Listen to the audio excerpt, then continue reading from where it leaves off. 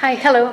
My name is Nathalie Steinhauer, and I'm a student in Dennis Van Engel's lab, with whom I have been working on the US honeybee loss survey for the past few years. And so today I will try to disambiguate those three concepts, which is CCD, colony loss, and honeybee population decline. And to do so, I will try to place them back in their context, both historically and geographically.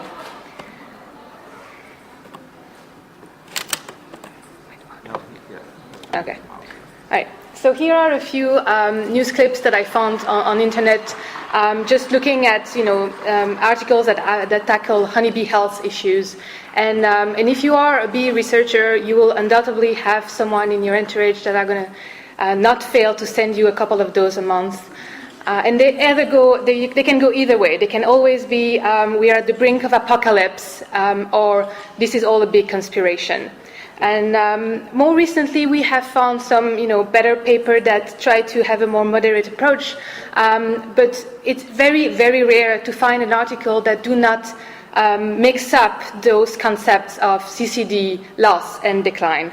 And as scientists, it really is our responsibility when we address the press and the general public to be very clear about which concept we are referring to, because when we fail to do that, then it seems like scientists might have conflicting view on the topic, like, for example, talk about CCD, is CCD a past or a present concern? And it gives this message that the scientist community doesn't agree, when in fact we are just talking about different phenomena. And so if you have to remember just one thing from my talk, this is my 1-minute message, which is that colony collapse disorder is not a synonym of honeybee population decline, and this is not the same as colony loss. And so those are really three different concepts with different mechanisms, different drivers, and different consequences too. So let's start with the most famous of them all, colony collapse disorder. And it's probably the most problematic in its use, because the general public and the press has taken it to mean any bee health-related issues, sometimes even throwing native bees in the mix when it's really a honeybee problem. And then, and this is just incorrect. So colony collapse disorder is a very precise syndrome with a very specific set of symptoms, and you have to have absolutely every single one of those symptoms to be characterized as a CCD case. So it was first described in 2006, with most of the cases occurring in 2007, and it really hit the bee industry hard. About an estimated 23% of the operations were affected, and operational loss ranged between 50 to 90% colony loss. So it was a huge deal for the beekeeping industry. There was a lot of crazy theories were proposed, and still 10 years later, there is still no single variable that has emerged as the most likely cause. So one single variable cannot explain all of those cases. Though we can say that it's probably pesticides are probably not likely to be associated with colony collapse disorder, because in studies they have not been able to find differences in pesticide exposures in terms of number of pesticides found. And in the some of cases where a difference in load was found for a couple of pesticides, actually colony collapse, CCD colonies had lower loads than control colonies. Most cases, CCD colonies were containing bees that were exposed to higher loads of pathogens, and that's actually a very different range, like a lot of range of different pathogens, but just in higher loads in general, and that might indicate either a higher exposure to pathogens or a weakened immune system.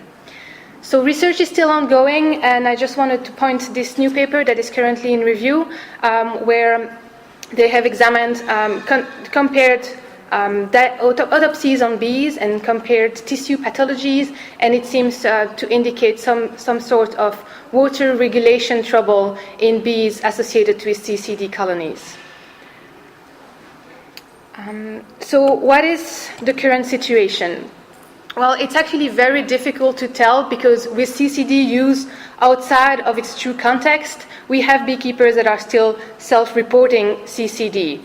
However, they are most likely referring to the one most striking symptom of CCD, which is the absence of adult population in the hive, and they're ignoring those other symptoms that are very important and that are part of the case definition of CCD. So when we ask bee experts and state apiarists, they say that they have not seen a case of CCD at least for the past 5 years. So what we can say for sure is that CCD is not a major cause of colony mortality anymore. So still, we have been promised a very grim and sudden death following the extension of honeybees. So is that really happening? Well, if you look globally at the number and the population estimates for honeybee colonies, the FAO has actually summarized data from all available sources, and they have documented that since the 1960s we have actually seen an increase in the total number of colonies in the world. And of course, we know that Apis mellifera is a very ubiquitous species. It's very generalist in the number and the environments that it can thrive in. So nobody doubts that they're very, very far away from any danger of extinction. But still, those kind of global trends, as Nicolas said, scale is important. They tend to hide the variability in more local trends. And so let's contrast the situation between the European Union and the United States. And you can see that this curve at the bottom, of course, is the one that's the most widely cited when referring to population decline in honeybees, and those was essentially produced by USDA NAS, and you can see that the number of colonies currently estimated in the US is about half of what it used to be. And a lot of factors have been proposed to explain this trend. But the problem with those kinds of population trends for honeybees is that they tend to mix up both biological and sociological, but also political factors, such as the number of beekeepers, the price of honey, but also the status of the political status of countries. For example, here from this curve on the top, you might think that honeybee seems to be pretty happy in the European Union. Of course, the European Union is this political entity that emerged from the early 60s from the European Economic Communities, yes.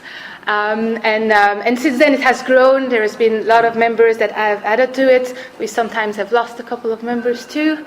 And so, with all of those political changes, you can imagine the number of changes in terms of free transport of goods, of people, of services, commercial exchanges and agreements, and all of that. Those have impacts that are very difficult to tease apart. And so, if you actually focus in the Western countries of Europe, we actually get very different pictures of population health.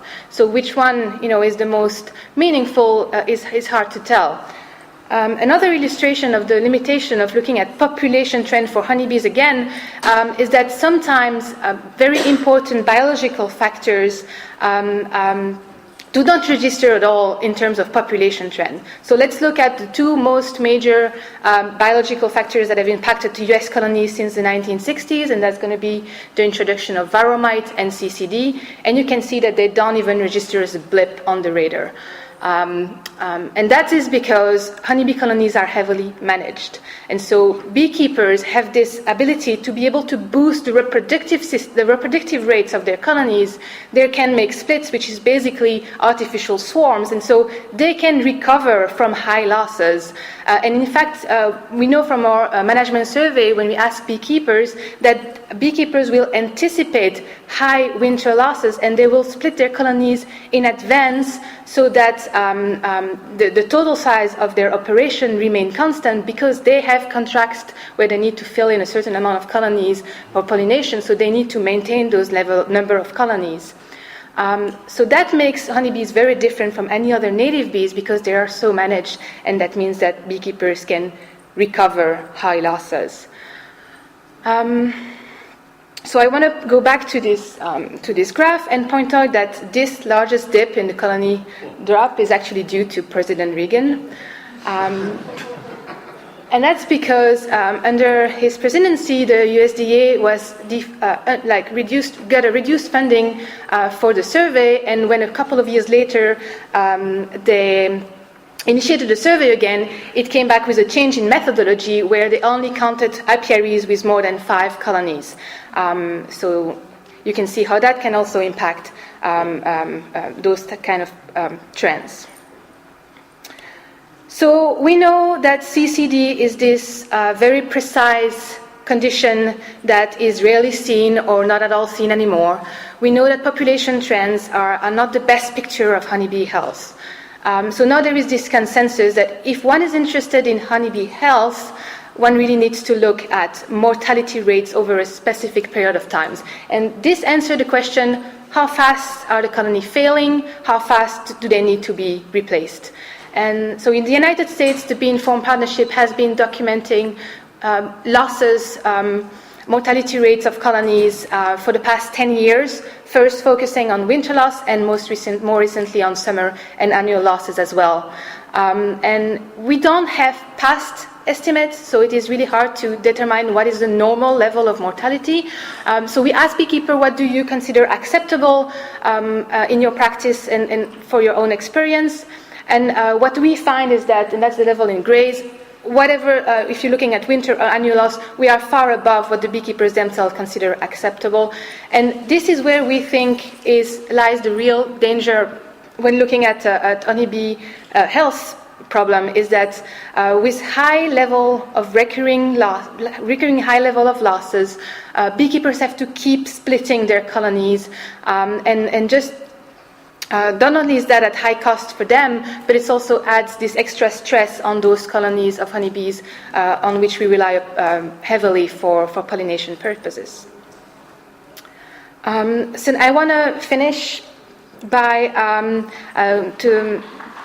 on this note that looking at colony numbers also is only part of the story. So if we look at human epidemiology, nobody would ever consider characterizing a country or region based only on the mortality rates.